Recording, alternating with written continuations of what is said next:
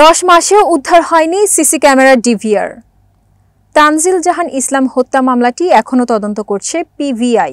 গ্রেপ্তার আসামিদের অনেকেই এখনও জামিনে আছেন। তানজিল জাহান রাজধানীর হাতিরঝিল এলাকায় একটি আবাসন নির্মাতা প্রতিষ্ঠানের সঙ্গে বিরোধের জের ধরে মারধরের পর জমির মালিকের ছেলে তানজিল জাহান ইসলাম ওরফে তামিম মারা যান। তিনি দীপ্ত টিভির সম্প্রচার কর্মকর্তা ছিলেন। নিহত যুবকের বাবা সুলতান আহমেদ বাদী হয়ে একটি হত্যা মামলা করেন, কিন্তু ঘটনায় 10 মাসেও মামলা তদন্ত শেষ হয়নি।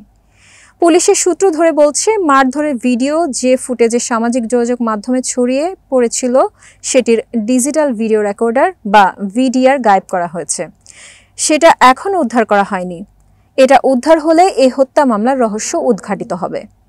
তদন্ত সংশ্লিষ্ট সূত্র বলছে, মারধরের ভিডিওর ফুটেজ উদ্ধার না হলেও মামলার বাদী বাসার সিসি ক্যামেরার ভিডিআর উদ্ধার করা হয়েছে। সেটা ফরেনসিকের জন্য আদালতের মাধ্যমে পুলিশের অপরাধ তদন্ত বিভাগকে পাঠানো হয়েছে। তবে সিআইডি থেকে এখনও কোনো প্রতিবেদন আসেনি। এতক্ষণ বার্তা বৈঠকের সাথে থাকার জন্য ধন্যবাদ।